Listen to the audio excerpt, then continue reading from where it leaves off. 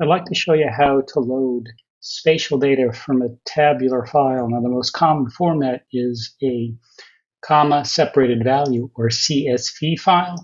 Many data are distributed as CSVs, or you can save a spreadsheet like an Excel or numbers spreadsheet as a CSV. And so you can easily import these then into QGIS using the limited text option. So if I go to the limited text option, I can find my data. In this case, this is some wind turbine data that I downloaded, and there are metadata, which are data about the data here that describes all the columns. And if I look at this data set, so I'll click on it, it's a CSV file, and open it, I see that then it downloads a sample of what the data looks like here, case ID and FAA numbers, because they don't want planes to run into these, and state and other things. And in the metadata, it shows that here at the end, there's the latitude and the longitude. So I use the information in metadata to decipher what each of the columns are.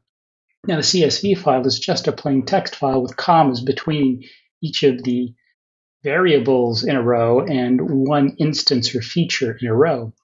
I have to use the metadata to tell me information about these. For example, there are different encodings, and if you have the encoding wrong, it may give you a wrong interpretation of the column. So usually it's UTF-8 or UTF-16. One of these UTF codes are the most common ones, but the metadata will tell you that.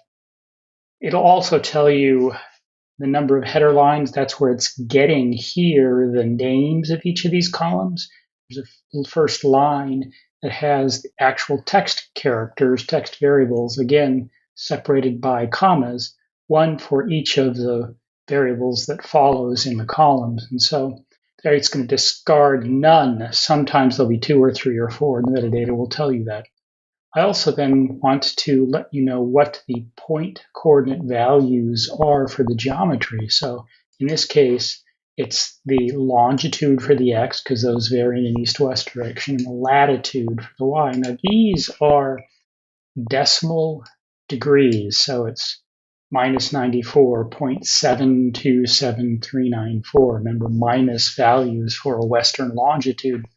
And then a latitude 44.91. If these are degrees, minutes, seconds, 94, 36 minutes, and 15 seconds, I would have to do a little bit of manipulation before I imported those. I also want to tell it what the projection is. These are latitude, longitudes, again, from the metadata that are in this WGIS84 projection. And so it will add these then and put them in the right place. So when I click on the data to add, there we go. We have each of these points read from that text file, and the information on coordinates used to put them in the right place. So I can grab my Inquire cursor and click on one of these and get the information about this particular windmill. It's GE Winds windmill with this particular latitude and longitude in Chippewa County with the name of Palmer's Creek. So I have then my data. The interesting thing, though, is that these data are still just in a text file. They're not in a shape file or a geopackage or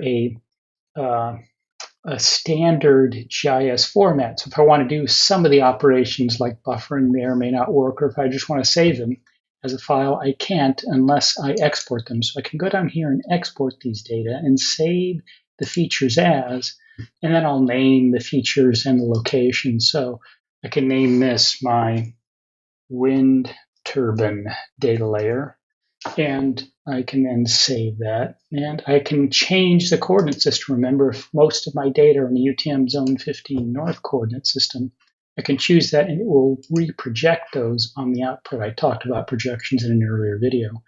I could change other layer options, but these are fine. I'll take the automatic geometry, even though these are points. It will know that automatically. In some data layers, that might not be the case.